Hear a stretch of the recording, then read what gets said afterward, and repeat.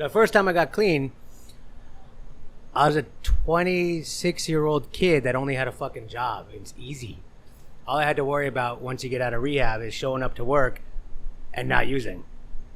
This time, when I went to detox, I was a 40-year-old man with 2 businesses, 50 people that depended on those businesses to feed their families, my own family of fucking 4 kids and a wife.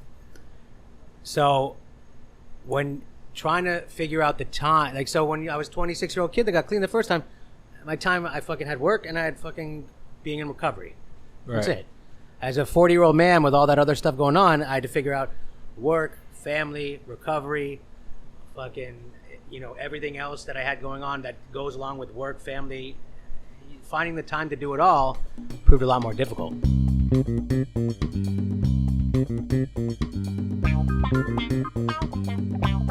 The moral of the story today is that Yo-Yo is making a hard comeback.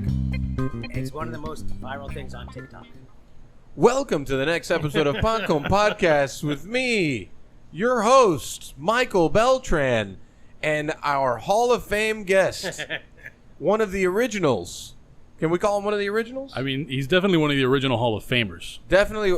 Now everyone thinks they're a Hall of Famer because we have given you the title of Hall of Famer, and then everyone just wants to be like the Danny Serfer himself.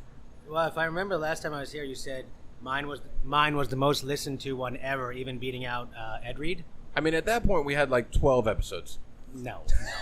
I mean, I'm big in Salina, Kansas. But you guys are worldwide now. We've been on episode 100 for like 3 years. Every week, I'm like, is this episode 100? What are we on now? This might be 111. 111. Oh, I was going to say, let me cater 100. Now you're going to have to cater 200, sir. We could do like a 125. I'll do. Yeah. You're really trying to get it in? That's trying to do 118. 18 is a special number in Judaism. Is it a special number? Yeah, it means something. I don't know what it is, but I just... Oh, we're not sure, right? We're not totally sure what 18 means, but it's a special number? It's like a thing. Like, and like a bar mitzvah, when you give Jewish gifts, you give in increments of 18. So you give like, you know, like 6th grade or 7th grade birthday parties. I was always giving kids $18 gift certificates to the Gap. What does one do with an $18 gift certificate to the Gap? In 1992, you could probably buy a pair of jeans. Yeah, not anymore. I think I was today years old when I figured out. Make my parents sound cheap? No, well, no, maybe. I don't know. You said 92, so that gives a good perspective, right? But the fact that Yo-Yo is making a comeback, and we only bring this up because Danny Serfer today did not grace us with the presence of his gold-bearing yo-yo that he did the first time, which actually was the reason on the panel when it was discussed that got him into the Hall of Fame. Well, if I can be honest, I lost like 50 pounds, so I'm wearing like skinnier jeans now. That's great. So the yo-yo wouldn't fit in the pocket. Oh, man. Listen, you can always make it fit, okay? You can always make it fit. That's really the reason why. These jeans, the yo-yo, would be a little uncomfortable to wear. Do you really remember nothing that you wanted to talk about? No, I remember stuff. You do? Because, I mean, like the whole, like, I don't know if we need to go back and rehash like your story because we already did that, right? Well, I have a new part of the story. Well, I'm just talking about like career things. Oh, no. Where you could tell the people again, because now we're not only big in Salina, Kansas, there's other people that actually listen to us. Shockingly, I'm not totally sure where they are, but Nick knows. I was hoping to have some pew pew pew news. Yeah. But I don't have any leases signed. No leases signed? No. When I was listening to that episode with Giorgio, I was very jealous and hopeful that when I got on here again, I would have something to talk about.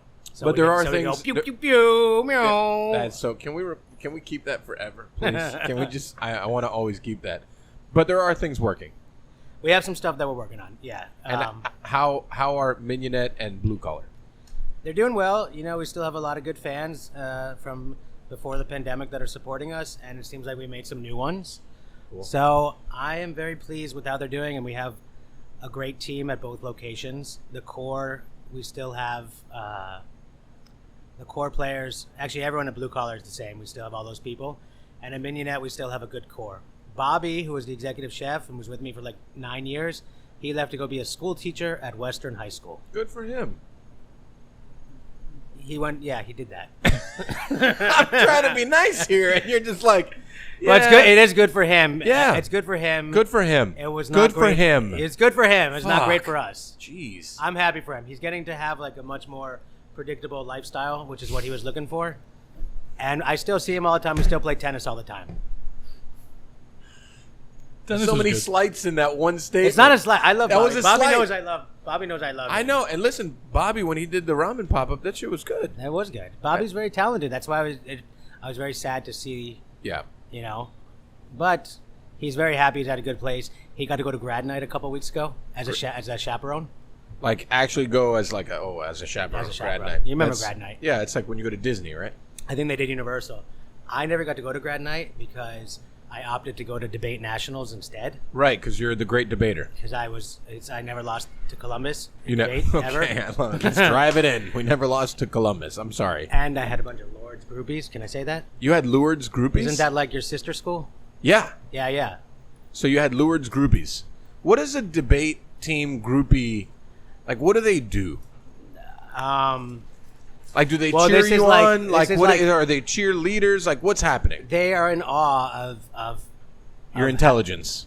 how well you are doing in the state of Florida, which is not a great state for debate. Well, that's good. And they just want to be near that awesomeness, I guess. Wow.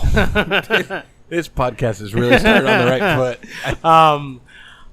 I don't know. I mean, I would see them. I would go to debate camp every summer in So high there's school. actual debate camp. Well, we call it Debate Institute to not nerd it up. Right. Like- Because that makes more sense when you're So- 12 or whatever. No, not 12.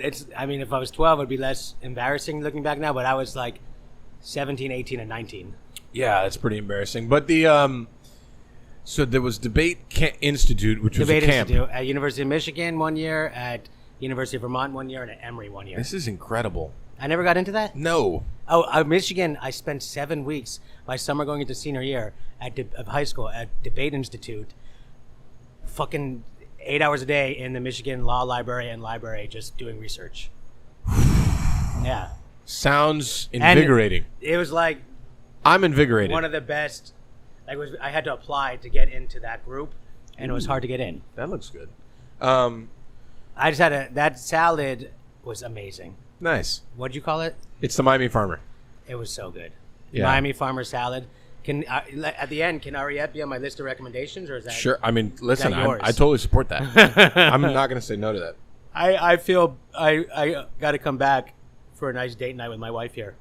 Well, I mean, last time you came was what? I mean, that's probably 3 years ago now, right? Yeah, definitely before the pandemic, probably 2019. So let's talk about pandemic, Okay. right? I remember during pandemic, I was frequenting Blue Collar a good amount. Yeah. And, you know, heard. I'll defer to Mike. And then, post-pandemic, what was your feeling? I love that you went to Blue Collar so much. I did. Yeah, that made me feel good. About my feeling about you going to Blue Collar, or just in general? In general. Oh. I mean, reopening. Oh, well, the pandemic. I mean, the struggle, was it an internal struggle for you? Did you have problems with, like, obviously we all had problems with staffing, so that's like an already tired conversation, but I think internally, like, what were your thoughts on the reopen process? I didn't think I was ever going to reopen. I have a few things. So I didn't think I was ever going to reopen. And this one regular of ours, who is now one of my tennis buddies. Sorry, but why did you ever think you were never going to reopen?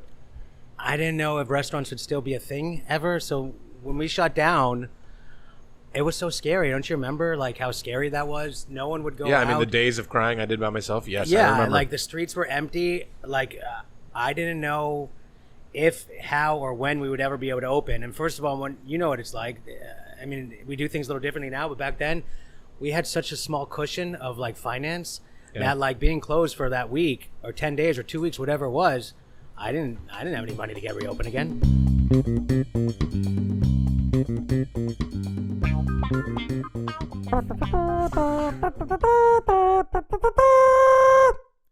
Thanks to our sponsor, Aganorsa Leaf Cigars. Aganorsa Leaf is renowned throughout the world for its signature flavor that possesses all the great attributes of Nicaraguan terroir, along with classic Cuban aroma and flavor. Aganorsa Leaf is pleased to announce a brand new edition of Guardian of the Farm, Cerberus, named after the mythical three-headed hound that stood watch at the gates of Hades. This exciting new Nicaraguan puro uses 100% Aganorsa leaf tobacco and is wrapped in Aganorsa's new Corojo 2012 cover leaf, which adds a level of complexity to the blend, adding light spice and a rich, smooth body to the blend. When you smoke one of our world-class blends, you will experience the difference between ordinary tobacco and Aganorsa leaf. That's why we say our leaf is our strength. Learn more about Aganorsa Leaf and use their store locator and find a cigar shop near you that carries their products at www.aganorsaleaf.com. The two of us smoke Aganorsa Leaf cigars often. We also offer them to a lot of our guests, like, for example, Dave Arvello, who every time I post a picture of a Cerberus mentions to me in my DMs or in a text how cool the band is, which it actually is a pretty slick-looking band. But also, I just want to note, little personal anecdote here, so it's not all totally straight up red. I can say that Michael Beltran will absolutely not only vouch for the quality of Aganorsa cigars, but you met a Miami legend and handed him an Aganorsa cigar. I did meet a Miami legend. I was smoking nearby Alonzo Mourning, and we had a conversation about cigars, and he handed me one of his, and I went inside. I bought this exact same cigar, and I handed Alonzo Mourning this Aganorsa cigar, and I said, try this. Thank me later. I mean, if that's not an endorsement, I don't know what is. AganorsaLeaf.com.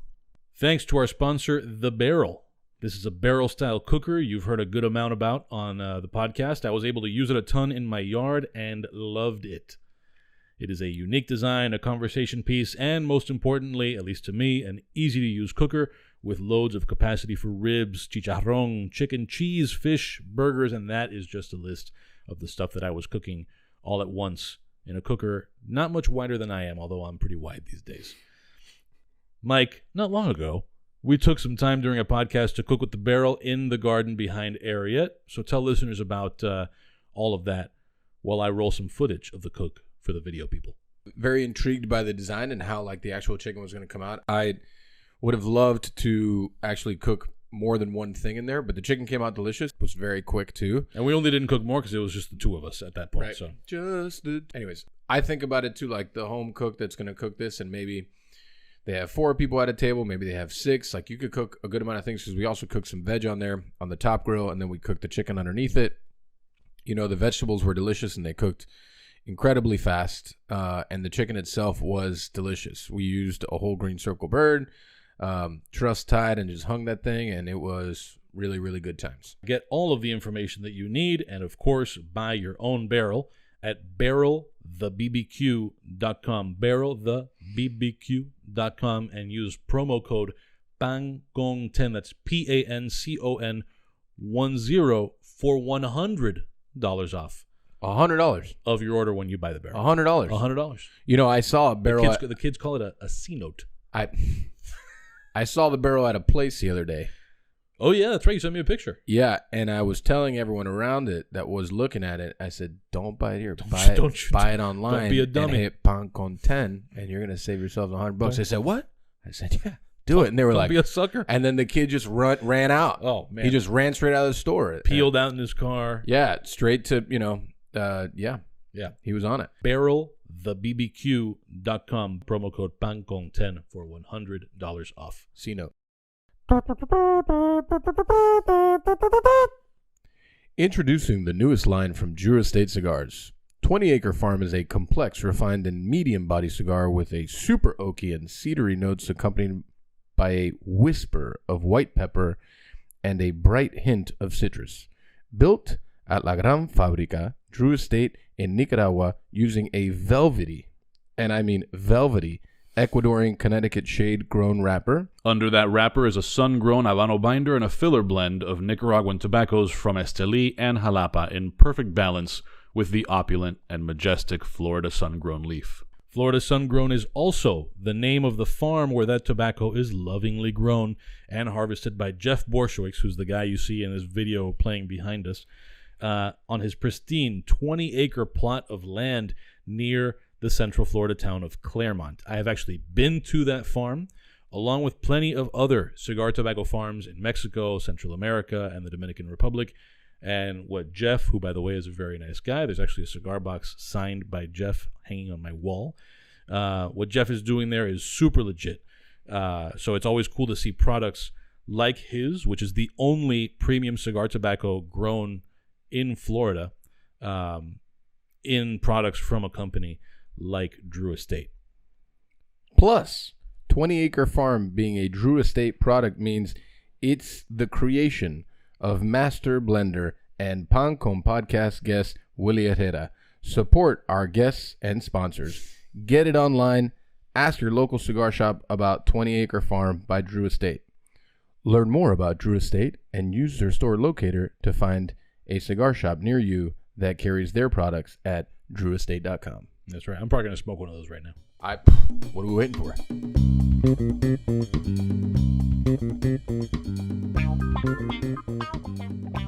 Yeah. So this guy was like, he has a bunch of hardware stores. He has like 6 locations, 7 locations. And he's like, I need lunch every store 5 days a week. Fucking 30 people at a store, 40 people at a store. That's cool. And so I did that, and it helped us like get back up and running. But when I first started, we didn't have any money. So it was like me and like a very small staff again. And I was doing a lot more heavy lifting literally than I should have. And I went on a bad streak. I hurt my back again. I started taking some pain pills, and then I relapsed. Right. After 13 years of being clean. Yeah, that's something we talked about at length the first time you were on the podcast. When I was clean, yeah. Right. So I was clean from 2007, like September 2007 to about September of 2020. And then I used a lot and nobody knew. And my wife didn't know, no one at work knew. And it's I'm what's called a high functioning addict, which is the most dangerous kind. Explain what that means. I could still use a fuck ton of drugs and then go and work as hard or as well and be like successful at my job and still use all that stuff and nobody would know, and I didn't really have to feel any consequences physically, financially, or things like that.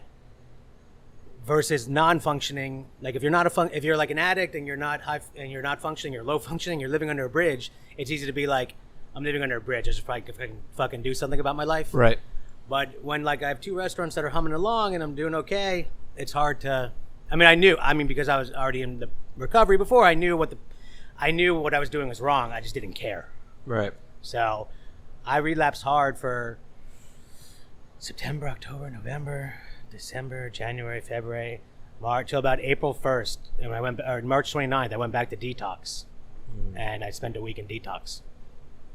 We spoke about this when I had first time I had seen you in a while. Yeah.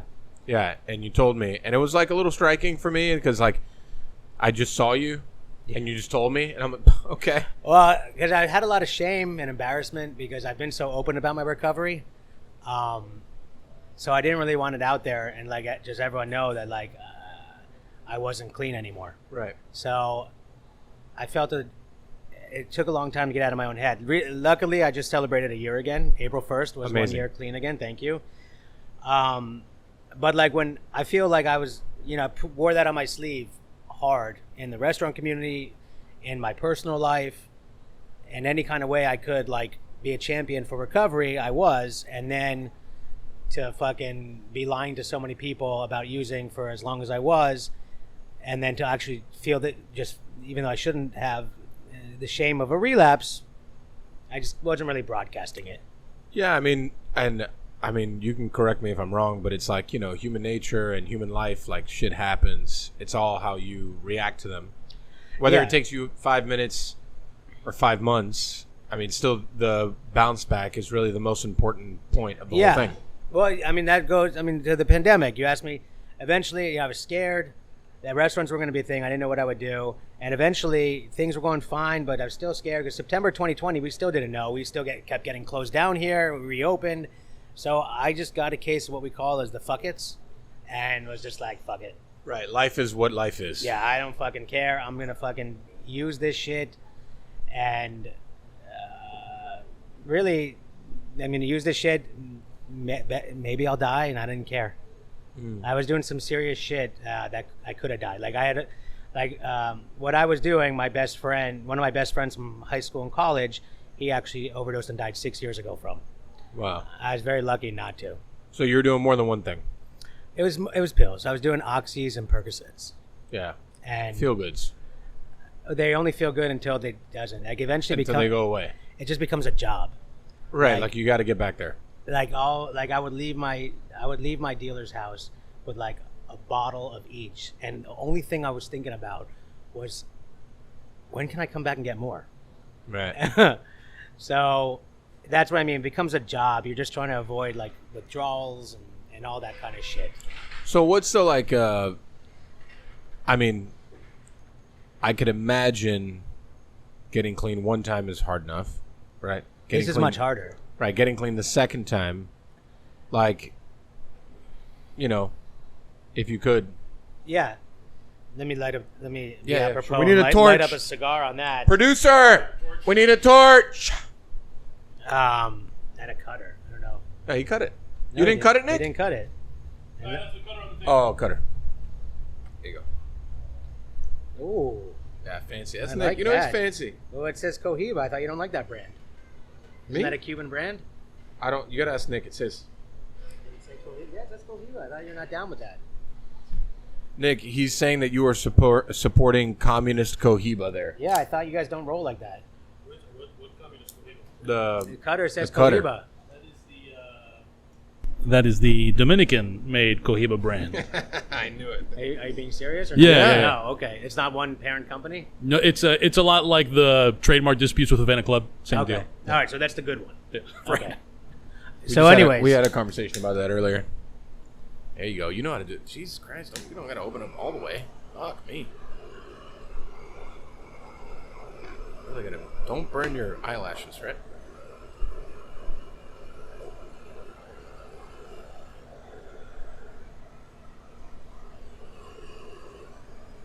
Lisa, what are we smoking here?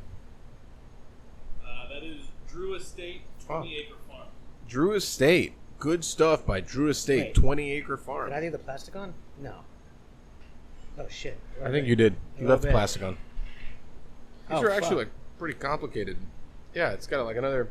It's got another outside. See, look, you got to pull her all off. There you go. All right.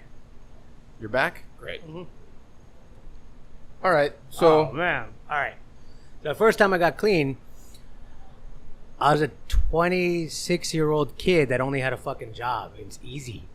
All I had to worry about once you get out of rehab is showing up to work and not using. This time, when I went to detox, I was a 40-year-old man with 2 businesses, 50 people that depended on those businesses to feed their families, my own family of fucking 4 kids and a wife. So when trying to figure out the time, like, so when I was a 26-year-old kid that got clean the first time, my time I fucking had work and I had fucking being in recovery. That's Right. it.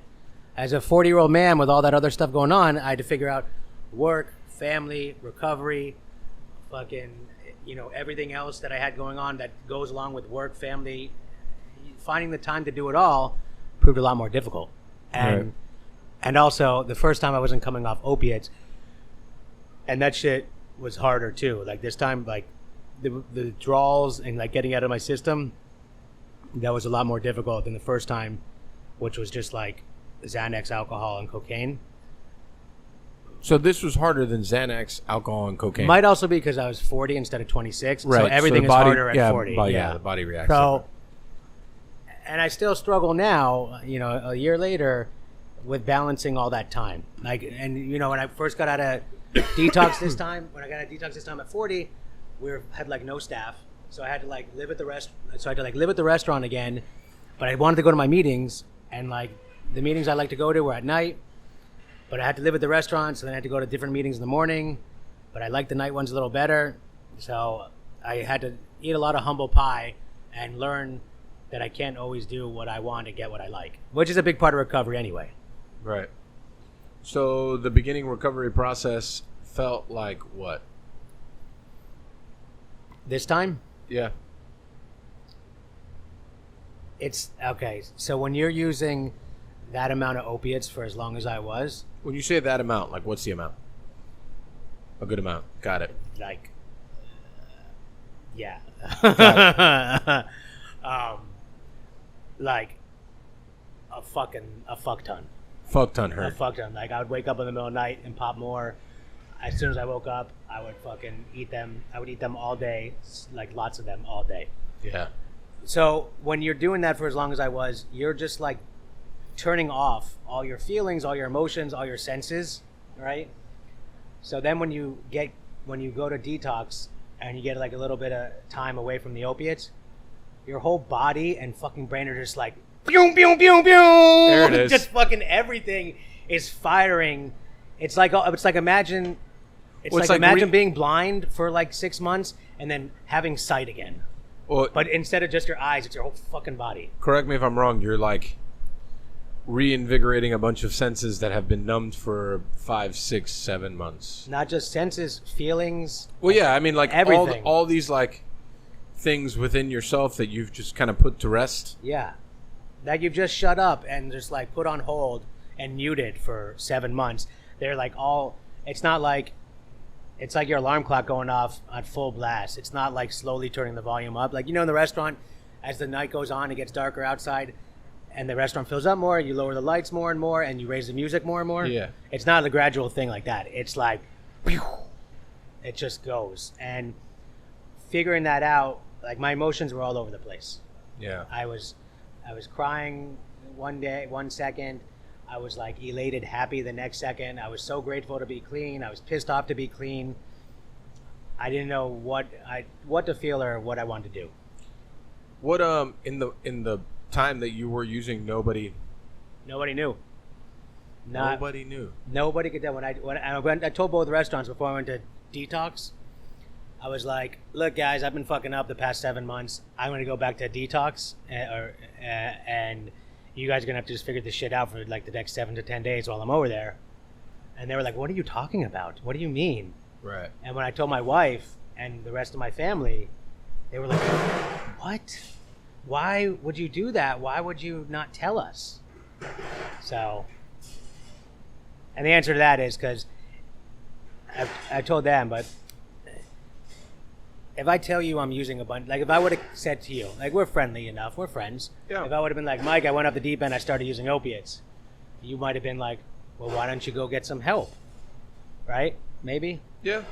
For And sure. I'd be like, "Because I don't want to get any help. Because I don't Well, I want to mean, do like anything." when you told me you relapsed, like, I text you several times Yeah, you were over checking in on me. It was nice. following 2 months. Yeah. Like, hey, how are you? You want to like grab a coffee? You want to do something? And I mean, I don't know. Like, I think in the process, and it's interesting, right? Like, this all kind of stems from COVID times and then like internal pressure times and like doubtful times. Not really self-doubt, but just life doubt. Yeah. And I think and we've talked about it several times also on the podcast, that it's like, I think that the mental aspect of what happened during COVID is going to be felt a lot longer than, the economy is going to get fucked eventually. Life is kind of weird. Like, things have happened, but I think the mental part of it and like how it affected people mentally and personally is something that is going to be felt for a long fucking time. This thing was traumatic as fuck. Yes. Yes. It's like, I mean, it's a little cliche. I know everyone's saying it, but like, fuck, man. We lived through that. We lived through that fucking recession 10 years before. We lived through fucking 9/11. Like, Yeah. but of all those things, I was the most grown up for this. Yeah. And this affected me the Well, most. not just most grown up. Like, you as a human are grown up, and then you have other humans that depend on you, not only just your employees, but your family. Yeah, it was weird for my kids before like playgrounds and shit were open to be like, "No, you can't go to the playground. You can't play with another kid." Right, Don't how even. old are they again? Now they're 8, 6, and the twins are 4. But when it started, I guess they were 6, 4, and 2. Right. Yeah. Wow. It's interesting because my nieces are like, one of them is 1, the other one is 5. So like they lived, and it's they like their development was kind of thwarted in that process because they couldn't communicate, they couldn't like hang out with other kids and like develop on their own and the whole thing, and you saw that, right?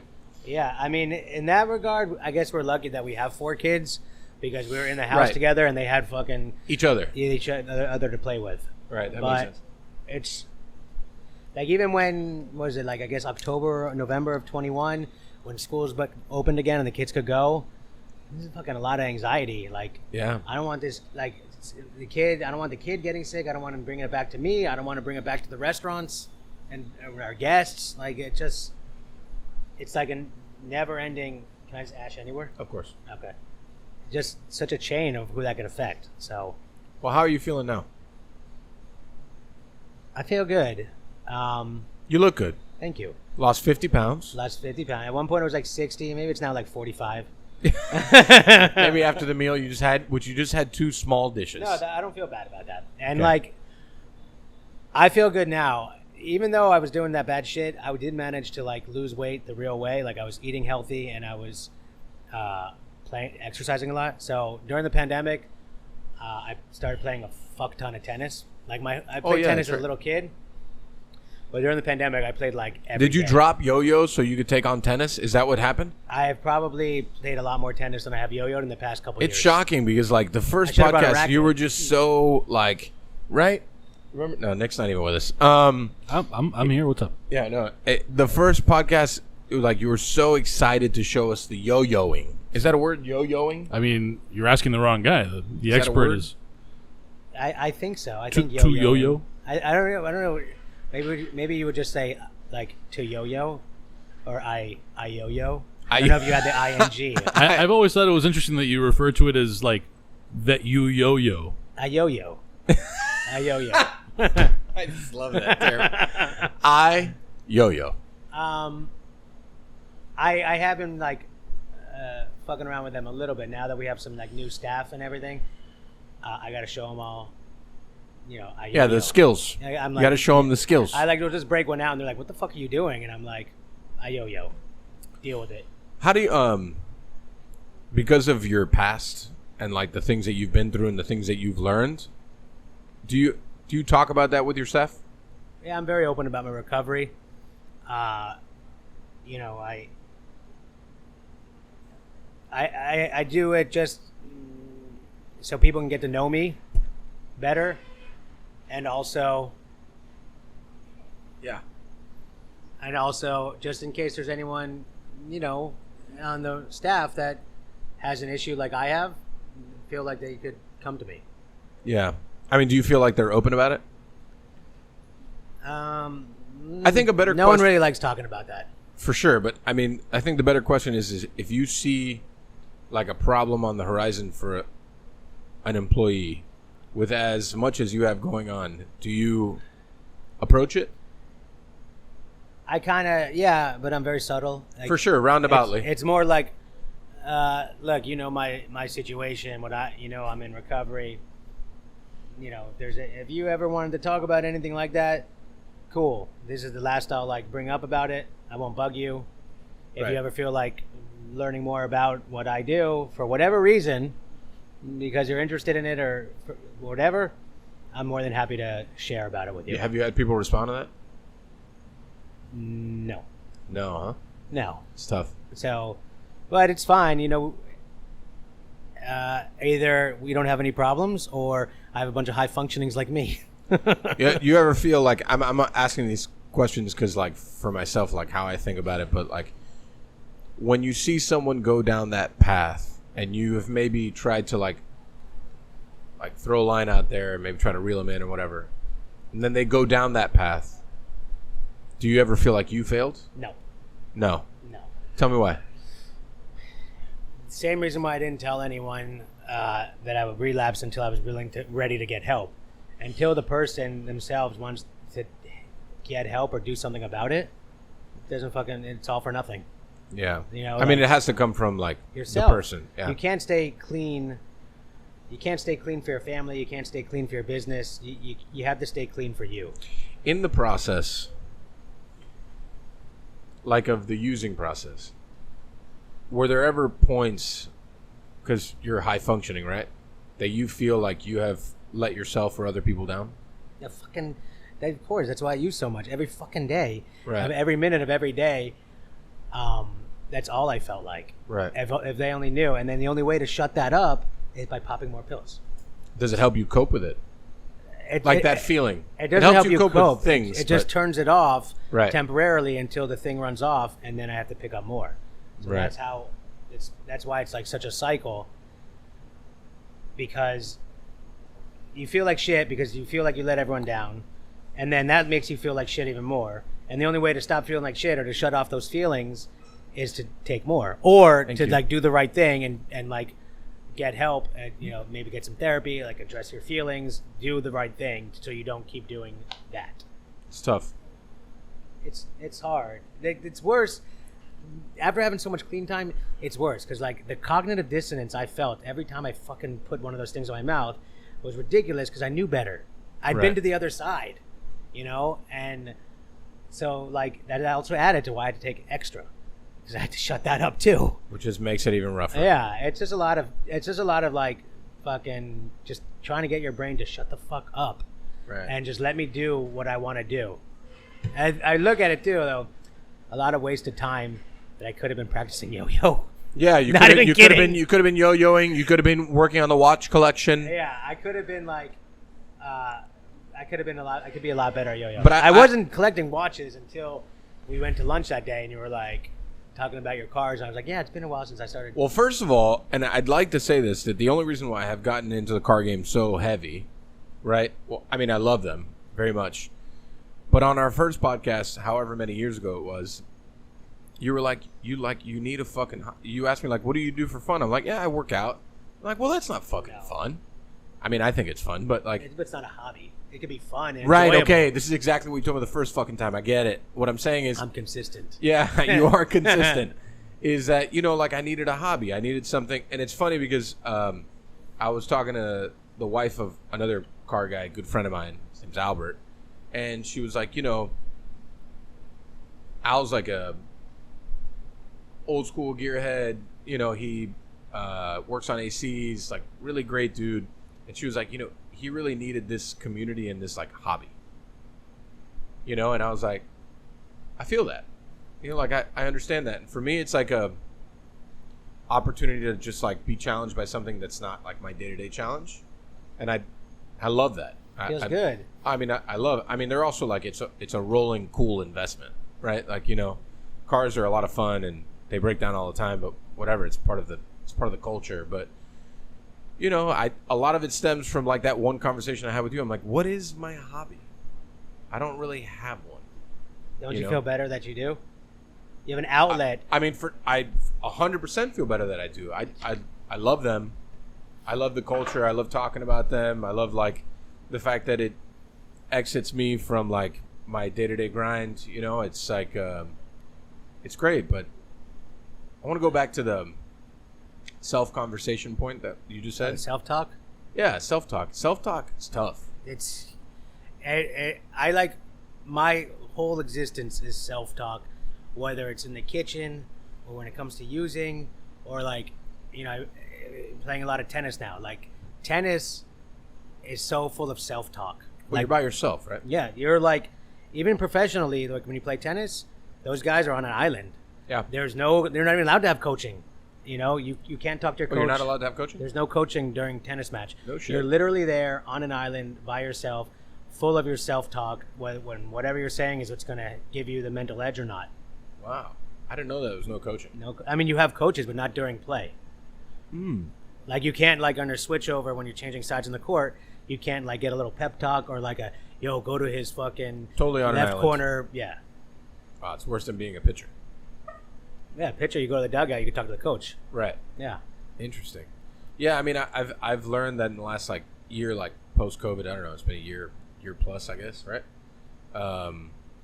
In this post COVID world, self-talk is heavy, man. It's like, did I make the right move here? Did I do this right? And it's like, man, so many fucking days. It's just like I sit in my bed, staring at the fucking ceiling, like, man, and just talking, like to myself.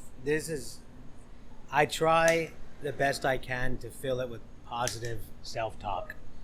It's tough. But like, so, you know, yeah, positive stuff. But I'm not like pat myself up like, oh, you did so great, you're so awesome. But more like, I'm so grateful that we made it through COVID. I'm so grateful that I have a beautiful family, a great team at the restaurants. I'm grateful that all my friends' restaurants made it. I'm just trying to be full of gratitude more often than not. And it's like, because I can get stuck in my head and be like, man, you know, I wish I had a bigger restaurant. I wish I had a liquor license.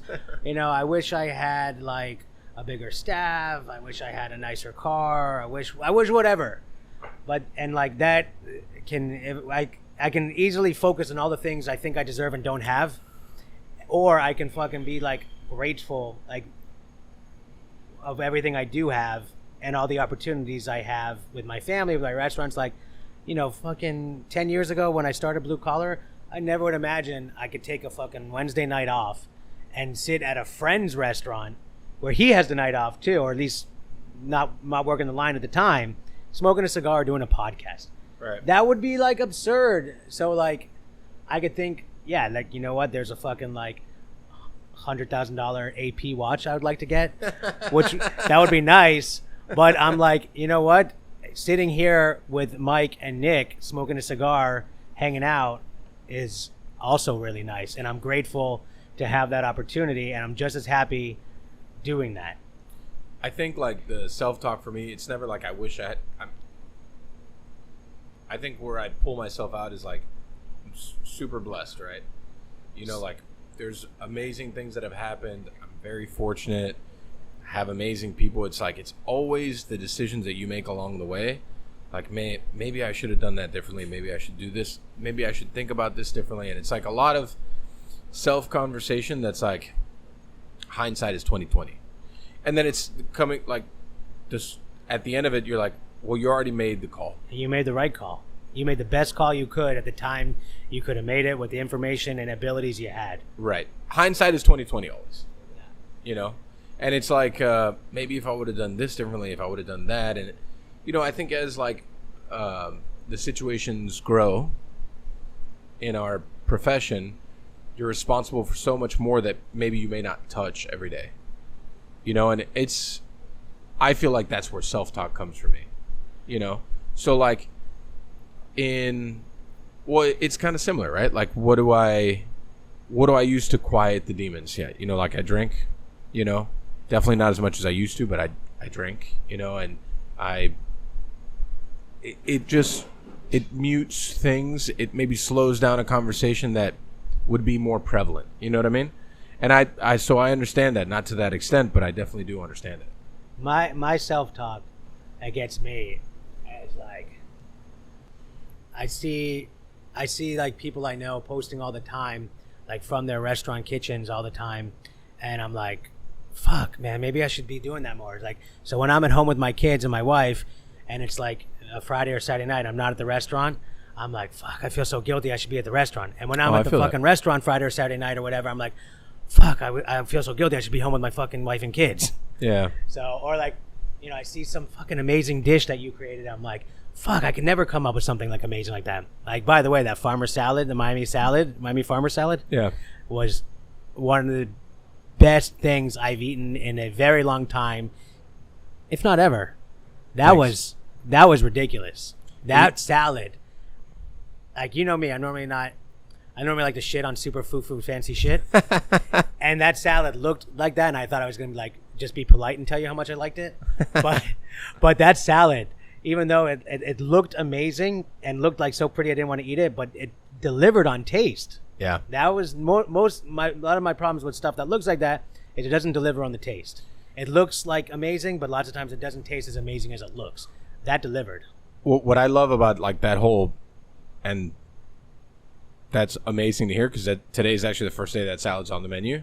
I mean, there was a farmer on the menu yesterday. It was just different than the one that's on the menu today, and it's because. Oh, that's awesome! So one day I'm going to come back here, hype up that salad, and it's not going to be on the menu. No, it'll be on the menu for at least 90 days. That one. A whole 90. Yeah, 90. A whole 90 days. Oh, that's a long time for us. That salad was So I'm not going to get that salad again. You will. You just need to come back in the next 3 tell months. I'm coming and I want that salad. You're like, oh, it's out of season. I'll be like, all right, you can find a bad version of it. That salad was kind of like creation through collaboration of Chef Manny, Chef Evan, Chef Ashley, just like the team here, all coming together with ideas and like putting it together, trying it one time, saying it needed more work, trying it another time, saying it needed more work, and like people really grinding to a place that it was like, okay, it's like good, but is it as good as we can do? Can we, for the benefit of whoever is watching, like just describe the thing so people have a sense of what we're talking about? Sure. It's so like the farmer in essence always has like a goat cheese crema on the bottom and then a almond. It changes from almond and walnut soil underneath it that looks like actual soil. This one we got this like beautiful mold that's made by a company called Mold Brothers in the UK. And hold on, we need to make a flan. Here you go. It's all good. And the mold looks like honeycomb. So we did a calabasa honey panna cotta that's got something in it that makes it completely vegetarian. And then it's got salt-baked celery root.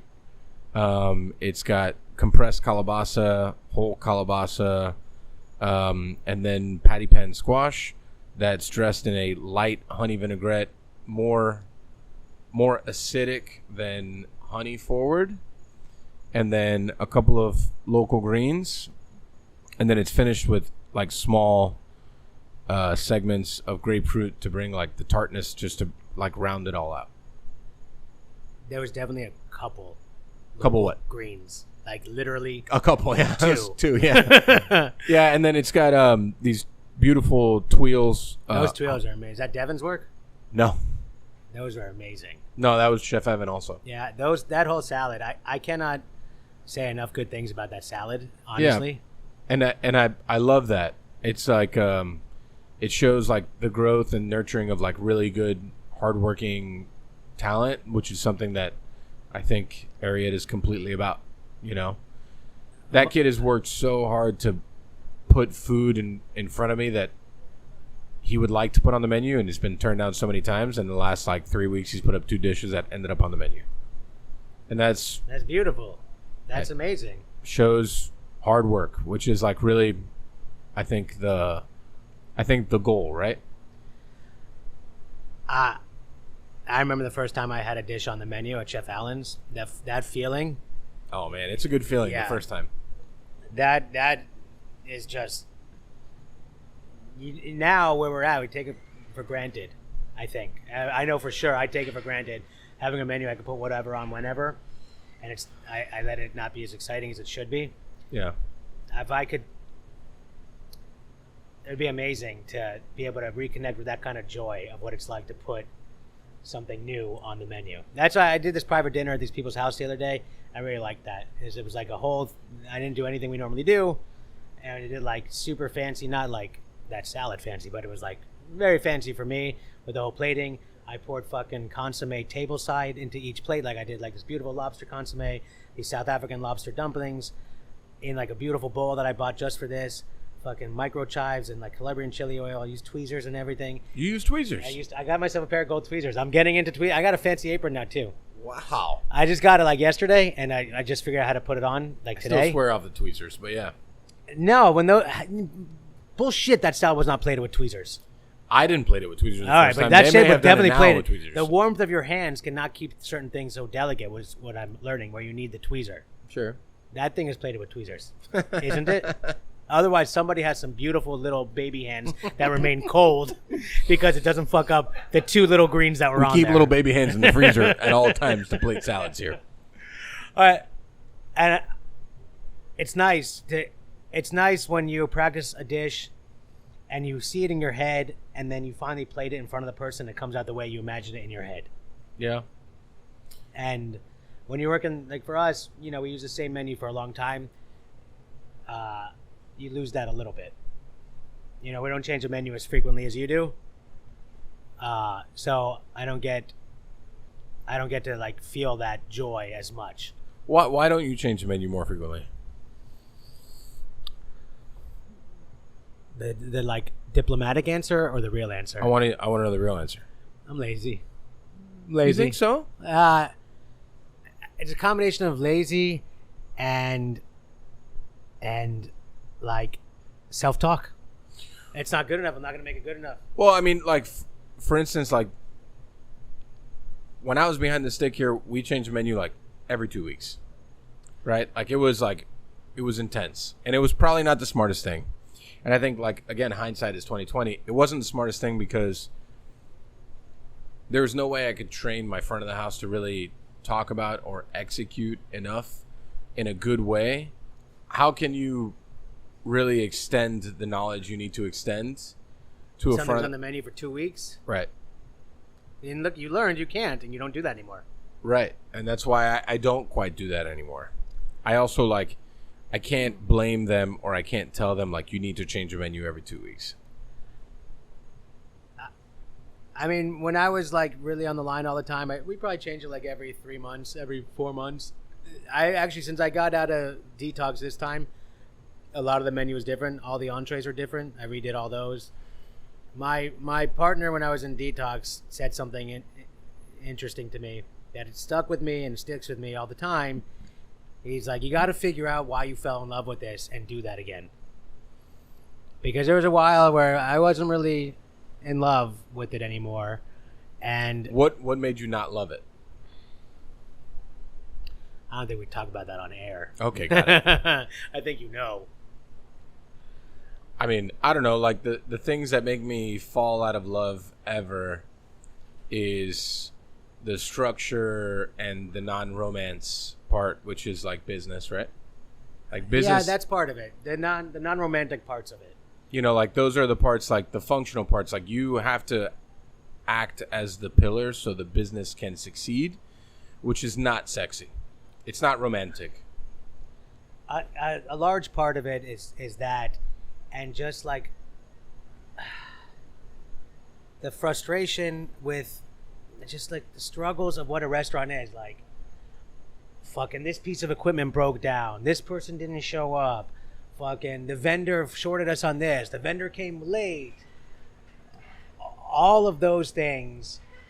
Or I forgot to do this and I didn't send this check out, or his check got lost in the mail, so now we're listed with the state and we can't order any more wine even though we sent a fucking check in the post office lot or whatever. Exactly what you said. All those non-restaurant things. Right. That fucking come in and cloud that, we are a very small operation. Like I do all this back end shit. I do all the payroll, I do all the bill pay, I do all the like accounting.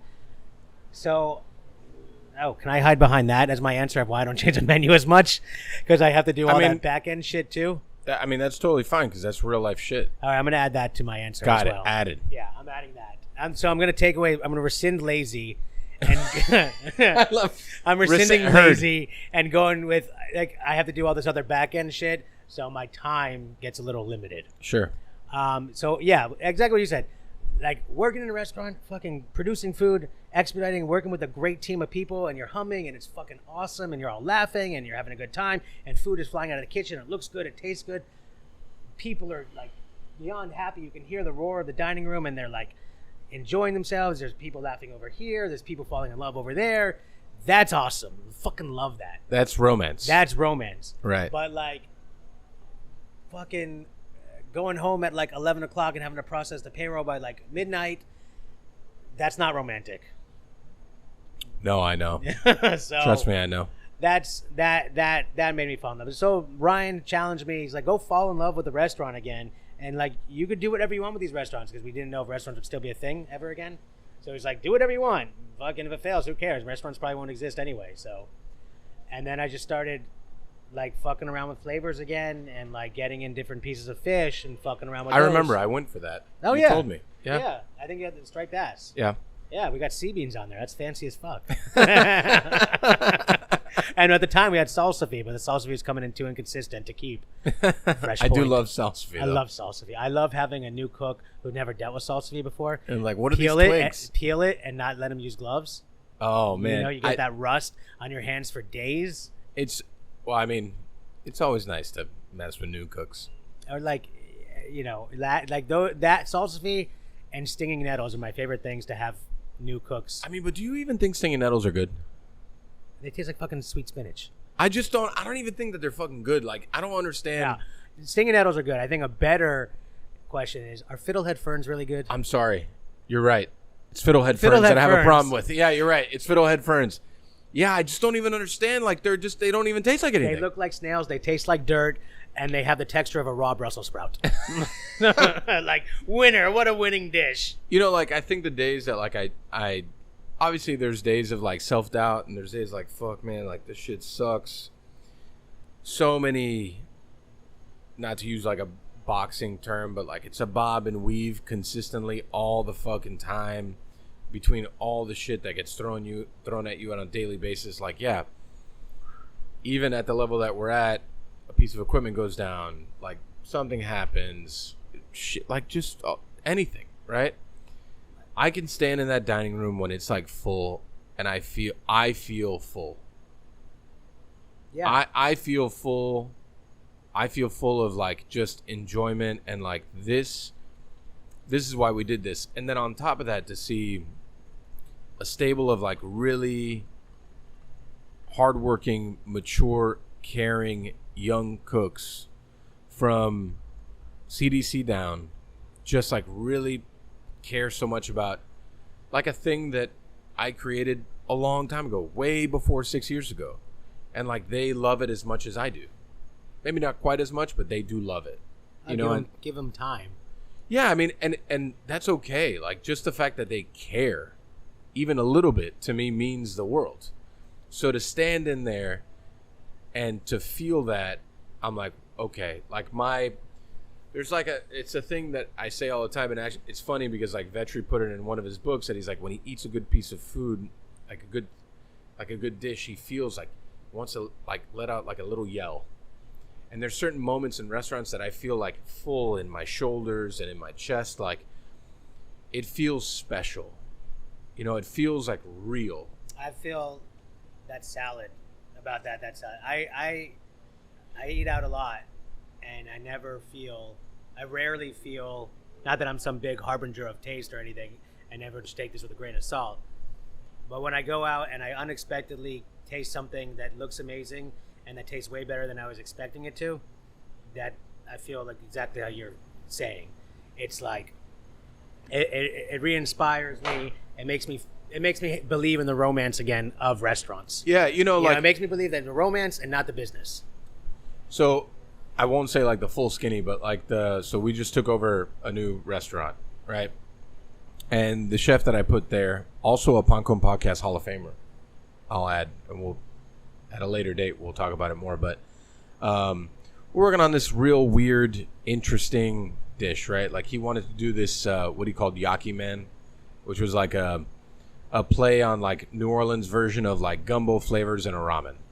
I'm like, it's like I saw that picture.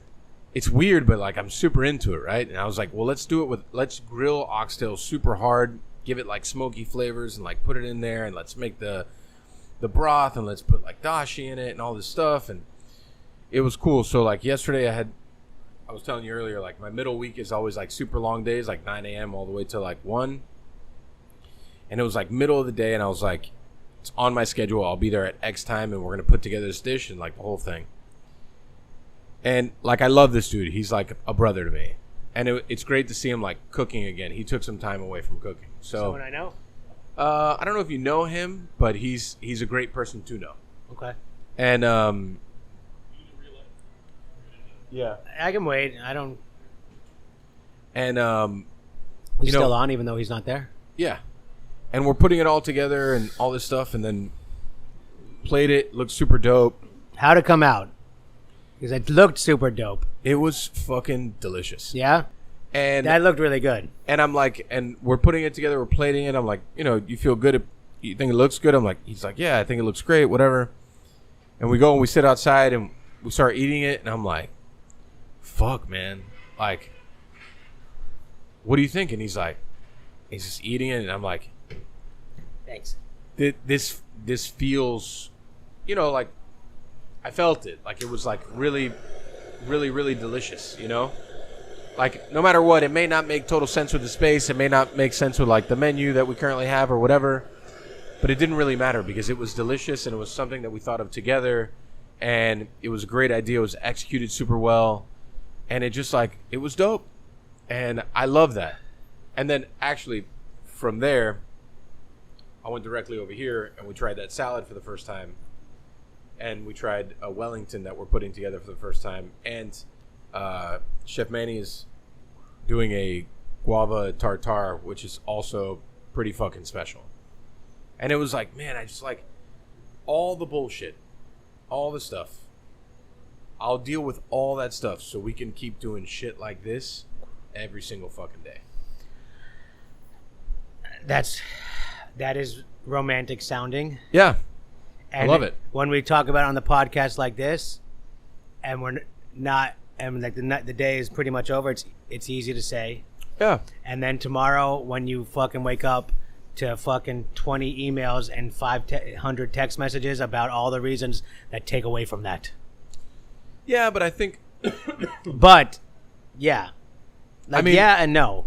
Well, I mean, one for me outweighs the other. Like, there has to be a certain amount of sacrifice to keep the spark alive. That's why I like oysters so much. Oh, They're so fucking perfect. All you have to do is open them and poof, perfect dish right there. yeah, I mean, Now you don't have to do shit to the it. You world, don't have to put Mignonette. the world created like a perfect thing. So perfect. So I like dealing with them too. I don't love shucking hundreds of them, Neither do I. but I love serving them. I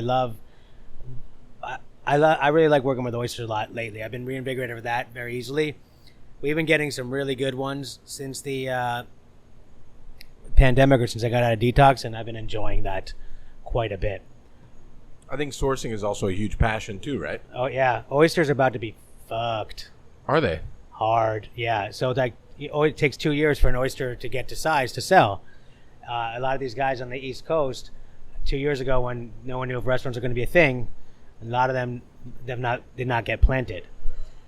And my vendor, who I trust, who's also my other partner, was just telling me this. In Canada, they walk on the frozen ice and they go harvest the oyster. A lot of these farms, and all that ice is melting earlier, I guess, than usual, so they can't just go and do that. So they're going to bet, if what he tells me is true, the next few weeks, months might be really tough to get oysters. Ooh. Well, so as an oyster bar, I'm a little concerned. Yeah, makes sense. I mean, we serve oysters pretty much everywhere. Yeah, I mean, we try and have 6 different ones on the menu at any given time with 4 different backups behind it. That's a lot. So 10 different oysters in the restaurant at any given time. Hopefully, we will figure that out. So I'm a little stressing about that. So after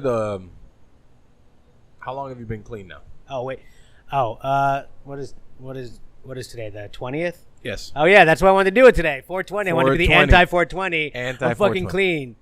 I didn't even know. On 420, yeah, I wanted to be Plotted anti-420. Nick gave me a choice of dates. I was like, I want to go on 420 and talk about fucking being clean and not smoking pot. Got it. So about a year and 3 weeks. A year and 3 weeks.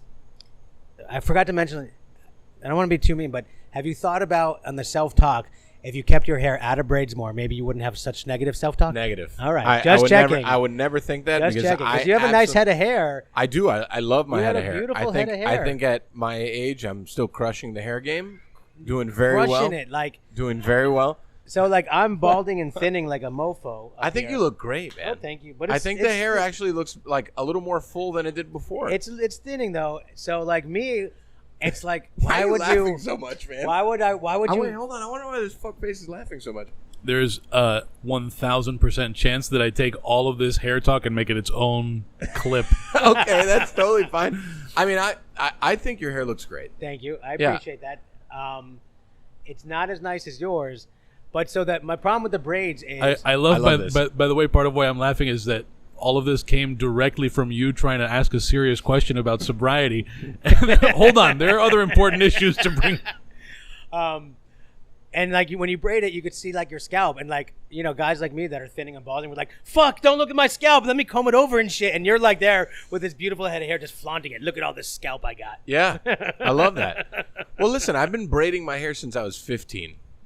This has been like this didn't happen overnight, and apparently I've heard rumors of people asking like, "But what's up with the braids?" Listen, I don't need to ask for permission. I'm totally 100% okay with doing whatever the fuck I want. That. And I like my braids very much. I also like the fact that I could still grow long hair. Oh, now you're rubbing it. Now absolutely, I'm rubbing it in. That's some shade. Like I could listen. I have a lot of good childhood friends from the age of like 12 and 13, not crushing it so much, and that's totally fine. Listen, they do fine with what they got, and that's okay. I feel like I'm totally good still rocking the braids. Fair enough. I'm not. Listen, if I get to the point that I don't know if anyone ever saw like interviews with like Jerry Rice towards the end of his career, right? Like when the braids started like mid-head, like I won't totally get there. That's why like when Jerry Rice was playing with like Seattle, the Seahawks or whatever, he had like right here. It was Jerry Rice or Chris Carter, one of the two of them. I don't remember. I think Jerry Rice Jerry Rice definitely the braid one you're talking about. One of them. A legendary receiver that it was starting right here. And it was like, it's time to let go, maybe. Just like you got like half the head is already bald, like just do the whole thing. But while I got it, I'm going to use it however the fuck I want. You're not in any risk of losing it. I could probably braid my chest hair, my back hair. My wonderful and very stoic 92-year-old grandfather still has a full head of white hair. And I'm hoping that Is that your grandfather on your mom's side? Or yes, my mother's side. And that's my hope. No, I'm thinking I'm not headed in that direction. I just hope I can keep the weight off when I do go more bald. Because you don't want to fat and bald. Right. It's not. It's more like a it can't cartoon. Be all three. It's a. I can't be all three. Like I can't control short. I can't control bald. But you can control weight. That's what I'm saying. I can control weight. Out of the three, I can control one. So, I think you could rock bald. As long as I stay not so fat. I don't want to say thin because I'm not thin, but we're husky. You and I were husky. Yeah. Well, you're not. I'm a little more husky than you are right now, but I'm okay. I'm very okay with where I'm at. Like during the pandemic, at my peak, I was like fucking 240 pounds and like a 5'6" height. I saw this one picture of me and my kids, and I was wearing this. We were in North Carolina in like a freezing cold river, so I was wearing this like blue. I don't know, like maybe what divers use. I don't know. It's like fucking blue and skin tight, and like I don't know what you call that material. Neoprene. Okay. Neoprene. That seems like a bad idea. And I looked like Willy Wonka. You ever see Willy Wonka? Yeah, of the course. girl Violet when she blows. Oh, when she blows into a blueberry. Fucking looked like that. She's a blueberry. So I had to do something. So you were Violet the blueberry. Yeah, it was fucking huge. And now, I go over another tangent. So I don't know if you go to doctors a lot, but anytime you see a doctor, they're like, well, if you just lose weight and exercise, everything's going to be okay. Yeah, it's good. So now, I have my knees are fucked, my back is fucked. I have end stage arthritis in my knees and starting in my feet as well. So I went to this doctor and I was like, look, I lost weight, I exercised, did all the things you did, and my knees are still fucked. He's like, well, it's just bad genetics. So I was hoping to get a better answer, but genetics was not what I was hoping to get because there's nothing I can do about that. I would like to say that doctors sometimes don't know fuck all, right? So I went to a doctor recently and they were like, I think you should lose another 30 pounds. And I'm like, well, but what do you mean? That's a lot of weight to lose. I don't quite think I need to lose maybe another 15. I'll feel okay. Yeah, but for your height, I'm not very tall. How right? tall are you? 5'8", maybe. I wish. Oh my god! Never once has someone said, "Oh, you're 5'8". I wish. Yeah, now so don't self-talk bad about that. Yeah. Us 5'6"ers wish we were 5'8". Got it. And he was like, for your height, maybe you should lose some. And I'm like, maybe 15 more pounds. I'm thinking more fighting weight, the weight I want to fight at. And he's just like, yeah. And he's like, it's great. You've gained like 13% muscle mass. I'm like, well, I mean, isn't that great? Like, that's good, right? So sometimes I don't totally trust the whole, like, the doctor knows best. That's what I was saying. Like, they said lose weight and fucking exercise and everything will be okay. And here I did that and everything's still not okay. So. We're also, like, we're getting up there in age, right? Like, things happen. Yeah. I wish I could, like, when I see my kids or, like, anyone else, like, bend with their knees. Yeah, it's nice, right? I get so jealous. Yeah, oh my it's gosh. a nice time. Oh, my gosh. Can we go back to answering my serious fucking question? What was it again? Can we go back to, like, the tangents that you went on about my hair? No, sorry. And then your hair and all that stuff. What was my question, Nick? Oh, I don't think. I don't think you really got it out yet. I thought, I interrupted you. You started asking me how long I'm clean now. Okay, so you've been clean for a year and 3 weeks. A year and 3 weeks. All right. Well, a year and 19 days. How do you feel? A year and 3 weeks in. I feel great most of the time. For me, I have this like thing in my head. Oh, so I'm finally over the fact that I had 13 years and now I don't. Okay. Right? So I'm finally over that fact. But getting to 1 year clean is huge. Like, for me, 1 year means a lot. Like, sticking with something and something as challenging as recovery, right, for at least 1 year, it means a lot. So, like, a lot of times we have this expression, and it's like, well, look, go stay clean for a year, and then if you don't like it, you can go back out there, and go back to using. Just see what it's like. Maybe you'll like it. And to be honest, the first time I got clean in 2007, that fucking first year, I was miserable. I fucking hated life. This time, I was miserable the first, 3 months, 2.5 months. But then since then, I've been pretty cool. I've had a good handle on my feelings. I've had a lot of blessings come my way, and I feel good. Like, me and my wife, our relationship has never been better. We go out on a lot more dates now. We make more time for each other. Like, we've gone on a few trips, just me and her. We try and, have stuff to do and interests that aren't just our kids. So right. We try and really have a healthy relationship where it's husband and wife and not just parents. Right. And that's been really great. I think I'm a lot stronger of a manager and leader at the restaurants now than even I was ever before. I'm able. It's much easier now for me. When you have to have that difficult conversation with an employee. Yeah. And you want to avoid it and whatever, and you want to turn it off, put it off, or you're like, well, maybe I don't need to have it. I just fucking run right into that shit now. Yeah. And that's good. I'm much more present with my children now. I really try and listen to them. I read something early on a few months ago, 6-7 months ago. Listen to their little shit now, otherwise they won't want to tell you the big shit later.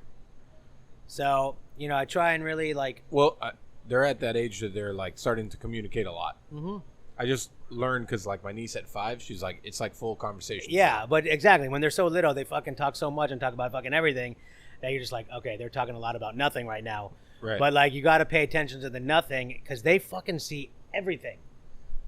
They see everything you're doing. So I fucking will be driving and someone will cut me off and I'll flick the person off or real nonchalantly like this, and I'm gonna be like, "What are you doing? Yeah. Why'd you do that to that guy?" And it's shit. They are watching you do everything. So I try and be really present with them, pay attention to them, and really enjoy them and try and form a connection.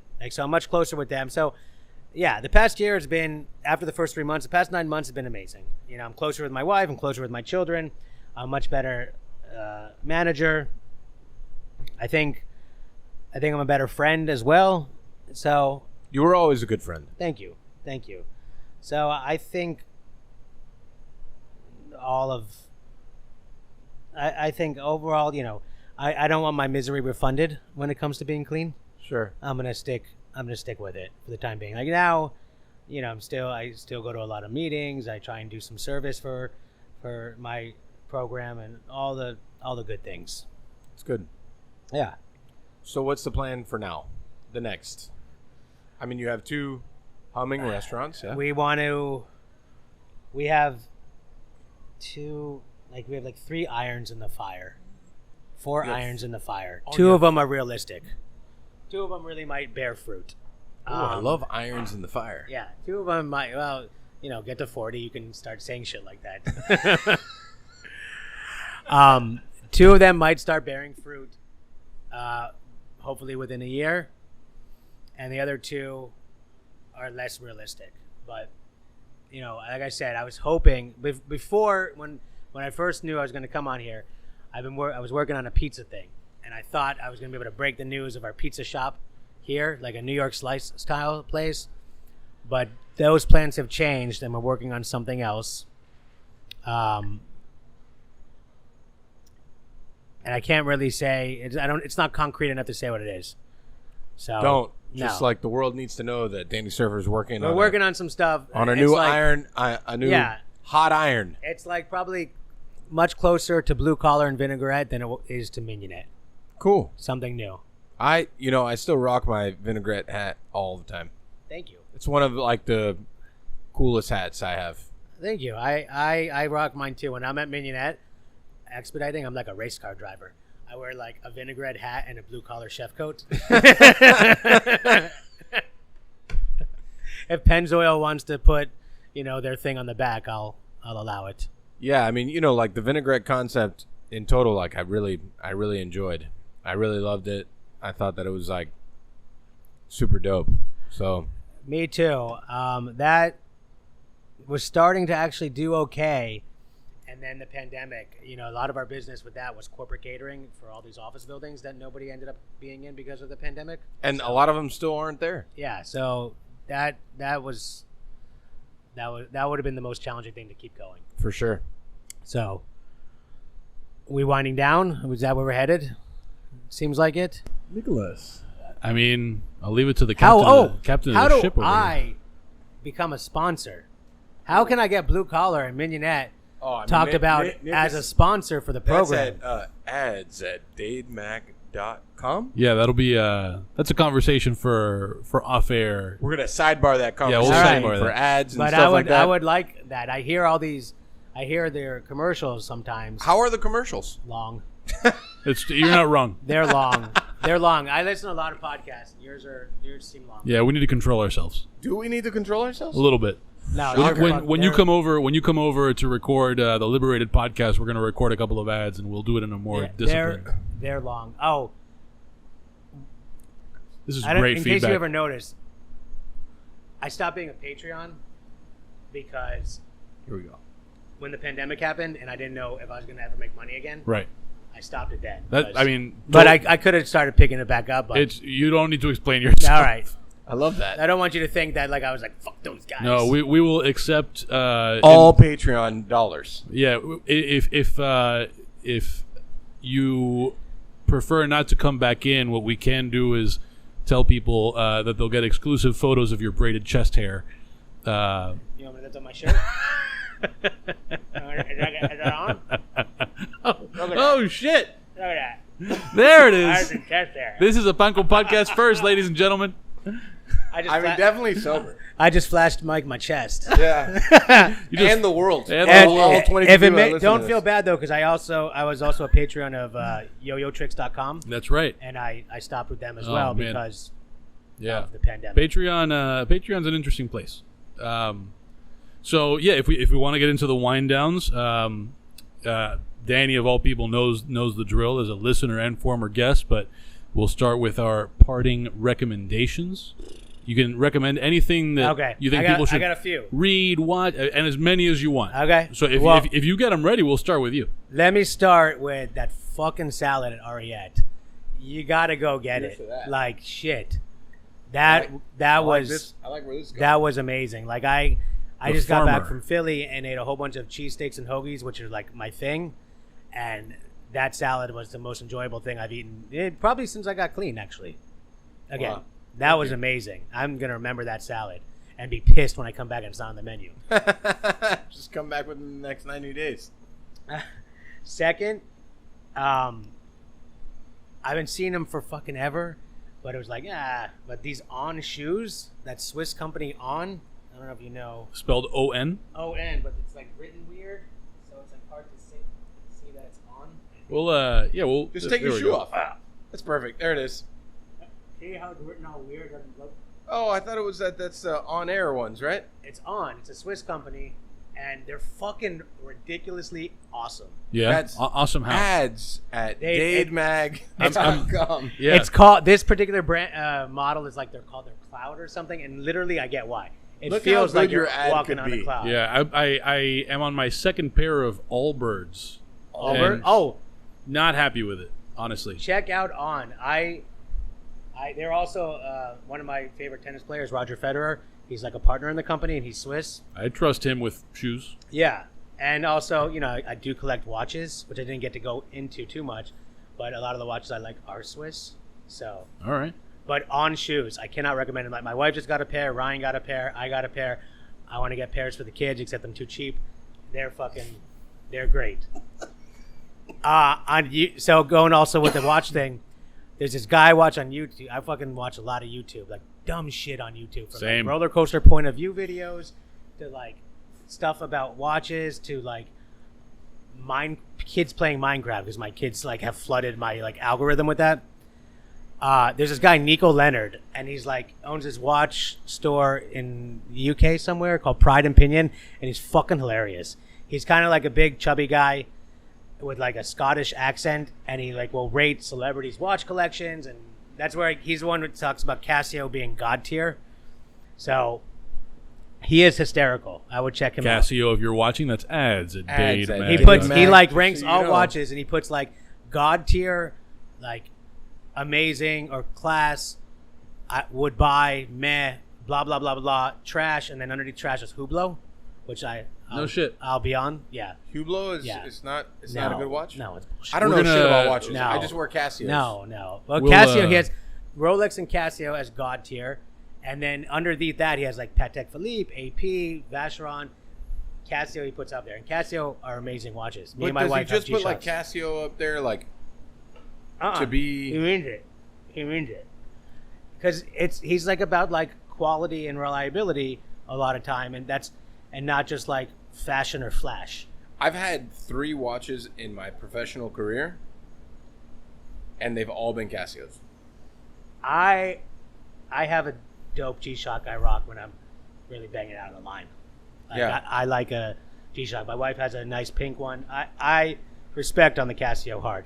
I got this Timex as well, which I like. It's like a Space Invader kind of theme. It's cool. Oh, I like that. It's super cool. That's cool. I like I that. like that. So my collection has been more not just fancy shit, but I'm trying to get some like more fun stuff.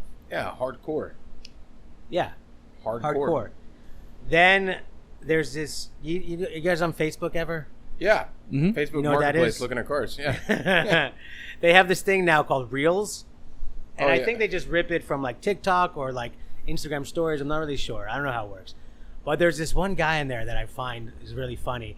I think his name is Nicholas Crown. And he does like, his thing is like rich versus really rich.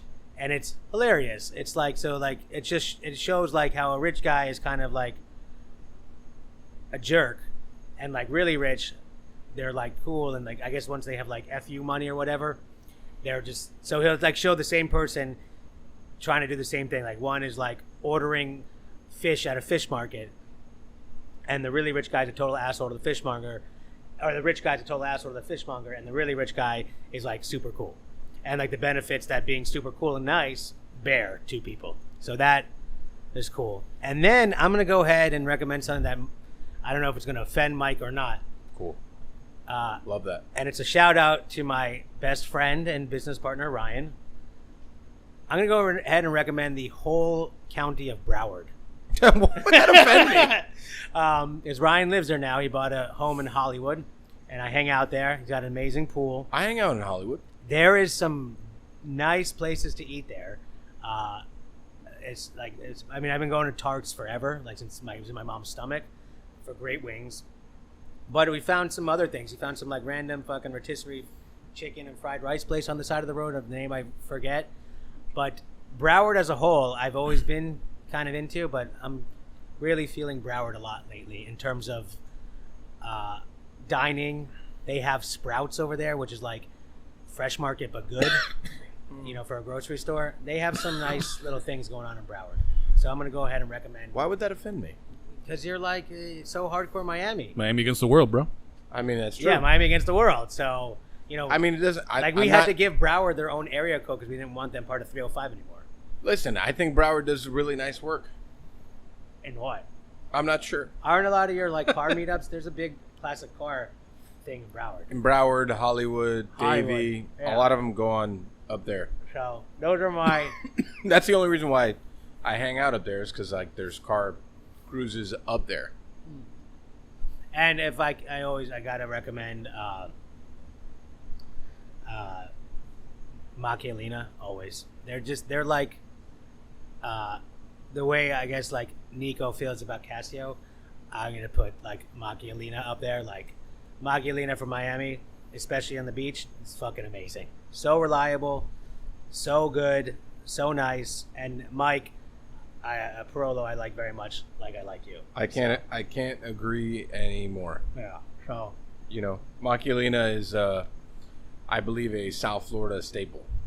I think so. And like him and Jen, just honestly, I got to know them a lot during the pandemic. Could not be more nice. Yeah. No, Mike is great people. So, Partner Michael? recommendations?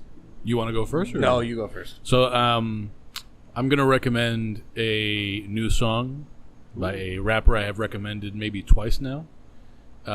Cold X Man, which is the rap name of Coleman Hughes, who's a columnist at a bunch of places. He is also the host of the podcast Conversations with Coleman, but he's also been rapping for a long time. He's got a new song called Forward out. I don't remember whether this was out the last time I made the recommendation, but Straight A's is also another song from. I have to think that at some point all these end up on some kind of an album or a mixtape or something. But Forward and Straight A's. Oh, I turned off your headphones since you guys weren't using them. all right. Forward and Straight A's by Cold X Man, which you can find on all the things. Oh, and also I don't know whether I think Mike, I think we haven't recorded since I sent this to you and saw it for the first time. Coast Contra rap. I guess you'd call it a quartet. It's a four guy rap group, and they're all like very clearly young. But like if you're into that sort of like pass the mic sort of style of rap group, like think Wu-Tang, Jurassic 5, that kind of stuff.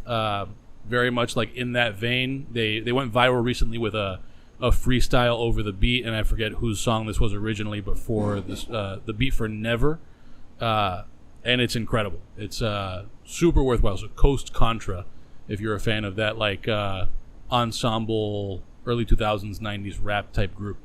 They've great. Made music after Chronic 2001. They've allowed music to exist after that. There is good music after that. There is. It's just on YouTube where nerds find it. So my single and only parting recommendation is a band called Rubyville and the Soulphonics. I like that name.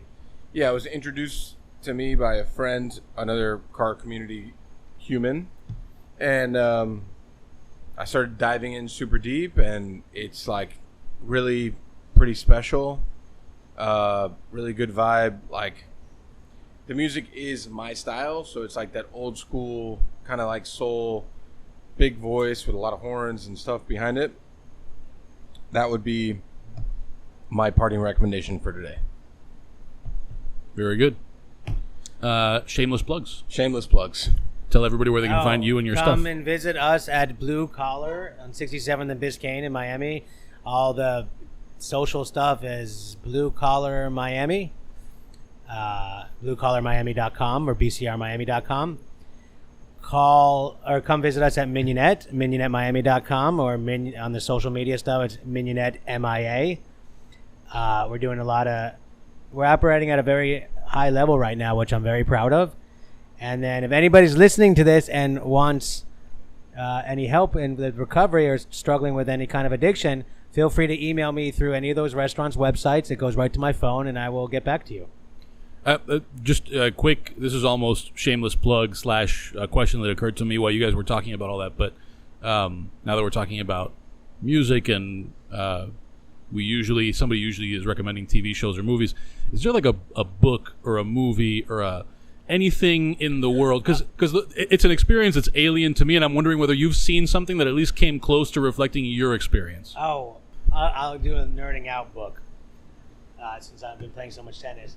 It's this book from like the early 90s, maybe 92 or 93, called Winning Ugly by Brad Gilbert. And Brad Gilbert was a pretty good tennis player. He was like top 5 in the world at one point, never won a major. He ended up being a very successful coach. He coached Andre Agassi when he won a bunch of Grand Slams. He coached Andy Roddick, if I'm not mistaken. And this book, Winning Ugly, in the early 90s, is like it sounds. It's like, so Brad Gilbert figured out ways to be players that were much better than him, like almost winning by any means necessary. Not cheating, like without cheating, but just like outsmarting the guy, thinking more about like just having great self-talk, not getting down on yourself, or like being like, a lot of it had to do what I was impressed by. He talks a lot about mise en place. He doesn't use that phrase, but he's like, when you, and he's not just talking, he's talking to club players, like, you know, people that play like local tennis courts, not pros. Like when you go and you're playing a match against someone, in your bag, have all your shit, bro. Have your towel, have your waters, have your extra shoes, have your fucking extra balls, have your aspirin, have all the shit that you need that's going to give you the best chance of success to do. Mise en place. Mise en place. So I appreciate that. Winning Ugly by Brad Gilbert. Now he calls a lot of the matches on like ESPN and all the, you know, networks that broadcast tennis. Cool. Shameless plugs, Mike. My shameless plug is obviously all the things. Insert said song. Yep. And then after that, we stay tuned for information on our first official attempt to do a Chugs Express, which will be located in Coral Gables, which is going to be a small storefront of basically just a Ventanita version of Chugs. That should open within the next maybe 75 days. And then from there, also stay tuned to all the very exciting news to Brasserie Laurel that should be opening in the next 5 months-ish. We'll be neighbors. Yeah, we will be neighbors right down the street. So I think those are all my shameless plugs. Cool. Do we Yours? Shameless plugs. You can find Pancon Podcast on all the social things at Pancon Podcast. Give us all your money at patreon.com/DADEMAG, DADEMAG. Also, check out the podcasts Step Into the Sandbox and the Liberated Podcast, which I host now. I actually got an email today that was probably one of the best emails I've ever received from Nick. That you didn't get it today. Your assistant read it to you today. Okay, that's actually accurate. That's true. That Nick introduced himself as the host of the Liberated Podcast and asked in a very roundabout Nick way for me to be on the podcast. And Tati, which is my wonderful, very like patient assistant, was like, "Do you think he's got to be joking, right?" Like, do you want me to read the email that I sent yes, you? Because I love the idea of her getting this and not understanding what's happening. She was like, "Is this somebody else? Like, I don't understand." Dear Mr. Beltran, my name is Nick and I host the Liberated Podcast. I'm writing because I heard you discussing your work as an Elvis impersonating Santa Claus. And I think that our audience would be very interested to learn more about this. This would record at my studio in Kendall. What a studio. Deep in the heart of Hampshire homes. I don't know if I'm going to get followed by all the Pumpkin Podcasts, all the Petey the Dog groupies here. Yeah, definitely. Revealed my location. Recording times are pretty flexible, although I prefer to record blah, blah, blah. So I just love the idea that she wasn't tipped off immediately that I was like fucking around. But I guess maybe she was thrown like, does he actually want Mike on this thing? She just doesn't like understand our dynamic that well. Yeah, that yeah. she was just kind of like, what the fuck is happening right now? Like that's pretty much what was happening. One of the things I really wanted to talk about, I totally forgot. Are we still on? Yeah. Oh, yeah. Listen. I will fucking challenge you to a chili cook-off any day. And Ooh. I smoke don't you. cook chili. Oh, man. then stop I fucking don't- saying that shit. Even if I it's don't sarcastic say it hipster ever. shit. He says Chili it. cook-off I don't champion. say I it. will fucking. He You says can make a beautiful salad like that and smoke me there. I will smoke you in a chili cook-off. and I would love to eat your chili. Gonna get smoked. All right. I don't cook chili. I probably made chili like 5 times in my whole life. Chili is beautiful. There was an amazing. Chili is love. I think it was chili. That's a shirt. Right? Chili is love. Chili is love. Chili is love. There was an amazing video that you sent me, right? Or did I send you? Oh no, the dad who used Yeah. the canned chili. You sent that to me, right? Yeah. So it's like a dad that entered into. It's his son doing like a whole Instagram story. It's brilliant. It's so amazing. His dad did this with a kid. Did a video on his dad entering a chili cook-off, and he used canned chili. Did he win?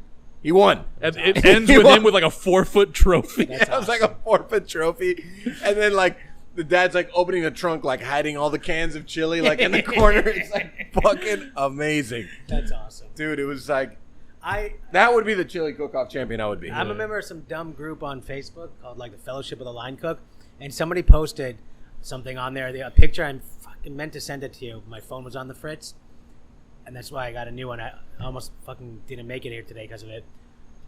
Somebody posted a sandwich and they called it a buddy, and it was the fucking 2 ends. It's like a real thing. She was Yeah. not lying. It's a buddy. It's a buddy. It's a real thing somewhere. Or was it a chip buddy?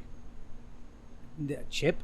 Yeah. Yeah, chips. With chips. Chips. No, in no, the, there's no chips in it. chips in the buddy. No, there was no chips in the buddy. It was not a chip buddy, but it was totally a buddy. Yeah, I meant we to send you. like the whole conversation was that Chris and I were saying it's a foldy, right? And she was calling it a buddy. I a buddy. I never heard of foldy. Foldy doesn't sound like it's a thing. Buddy For sounds sure. like it's a when thing. you're an overweight gentleman and you're making a sandwich and Way fatter than you've ever been. you're making a sub sandwich for the sandwich, right? You're making a sandwich, but you're taking the same ingredients from said sandwich, and you're taking one slice and you're like, I'm just gonna have a foldy while The I'm appetizer, prepping. yeah, that's the appetizer sandwich. It's a that foldy. You take the butt end that you're not going to use anyway. It's like your little appetizer you eat while you're making the real sandwich. Correct. I know. I never called it anything except I always thought about it as the appetizer sandwich. But I like. That's buddy. also a good name. I like buddy. No, I like the butty and like with that Buddy. British accent, Yeah, but classy. So this came up recently because I sent Ashley a video of a UFC fighter giving a post-fight interview, where I guess at some point in the fight he had slipped on the canvas, and I guess he's from somewhere that eats buddies. So he's telling the interviewer that he was pretty sure somebody had been eating a butty and they left all the butter on the on the love canvas, that. and he slipped on the butty butter. I love that. That's funny. Well, I think we're good here. I think Thank we're you for good. having me again. Thank you, man. We still have a lightning round. So thank you, Danny Serfer, for coming on this like train wreck of a podcast. For those people that actually pay money to pay attention to the lightning round, I am now going to ask Chef Danny Serfer 5 lightning round questions that I don't really know what I'm going to ask, but I'm going to wing it, and it'll be great. Very good.